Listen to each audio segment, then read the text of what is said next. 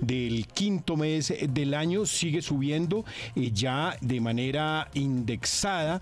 El recaudo de impuestos supera los 30 billones de pesos, lo que es una cifra que acomoda un poco las cargas y se siente un alivio. Sabe que en 40 días se conocerá cuál será el crecimiento del segundo trimestre de Colombia y con eso se puede, digamos, compensar que el crecimiento del recaudo, que más o menos es de unos 30 billones al mes, pues siga equilibrando las cargas tributarias. Y con eso se da el respiro. Ayer habló el ministro de Hacienda, Ricardo Bonilla, y dice que mantienen la proyección de crecimiento de 1,7 al finalizar el año y que al cierre de este 2024, la inflación debe estar en torno al 5%. Saludamos a esta hora al doctor José Ignacio López, presidente de los Centros Económicos de ANIF.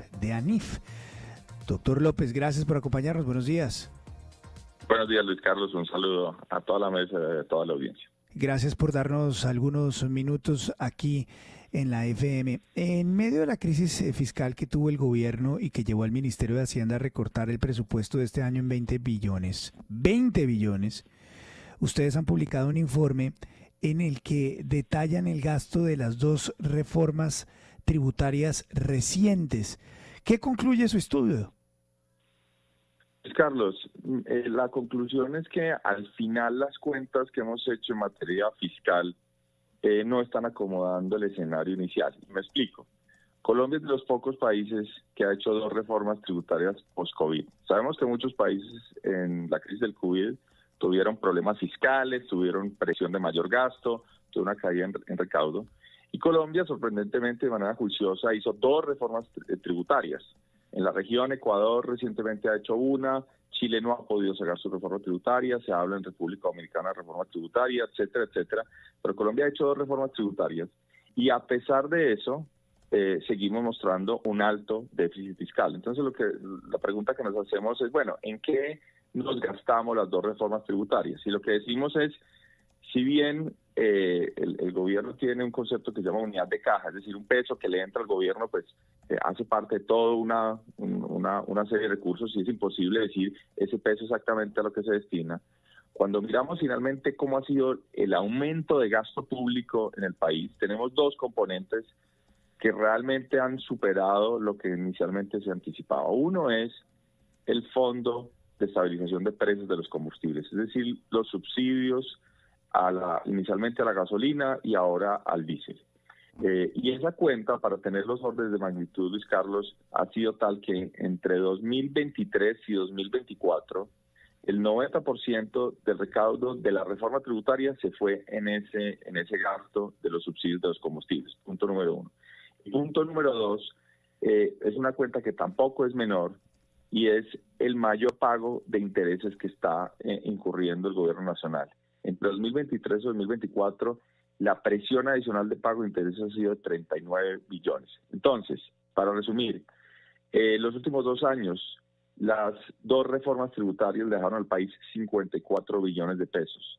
De esos casi todos, 49 billones se fueron en el subsidio a los combustibles y además tenemos una presión de intereses, de pago de intereses de 39 billones. Entonces, el informe lo que quiere mostrar es que en este escenario, pues lo que necesita el gobierno es, uno, seguir retirando ese subsidio, porque finalmente pues se hicieron dos reformas tributarias y todavía estamos mostrando un déficit fiscal muy alto, y dos, necesitamos de manera muy clara tener una política de reactivación y señales claras de confianza para que esa cuenta de pago de intereses empiece a ceder, porque realmente pues después de dos reformas tributarias Colombia sigue mostrando altos déficits fiscales.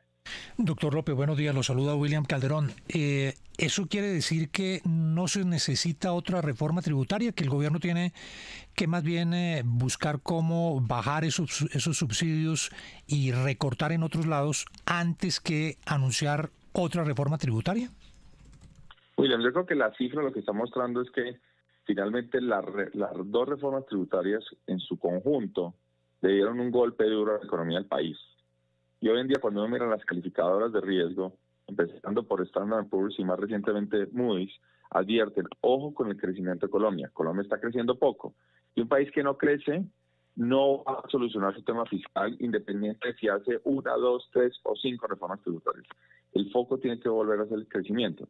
Entonces lo que nos parece es que en este momento, más de hablar de una reforma tributaria, lo que hay que pensar es un paquete de reactivación económico que podría incluir algunos componentes de alivios tributarios, eso habrá que calibrarlo, pero en este momento quizás lo más importante son las señales de confianza para la inversión y para el sector privado y que el país retome una senda de crecimiento, porque repito, esta coyuntura nos ha enseñado, uno puede tener 2 reformas tributarias, pero finalmente, si uno no tiene un control muy preciso de su gasto, si las señales son, digamos, adversas y las calificadoras no se pronuncian de manera como uno esperaría y hay desconfianza, pues las 2 reformas tributarias en sí mismas no han logrado estabilizar las cuentas fiscales como se anticipaba.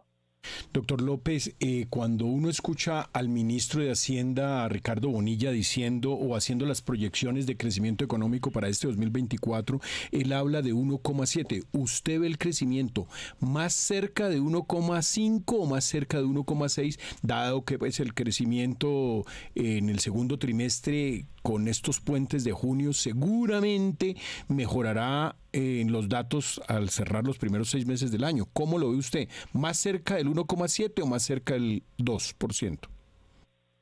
Fernando, gracias por esa pregunta. Nosotros, con las cifras más recientes, revisamos un poco al alza nuestra proyección de crecimiento. Y nos parece que esa proyección del 1,7 por ahora está anclada tanto en las expectativas para el segundo semestre como en lo que podría ser la cifra del primer semestre.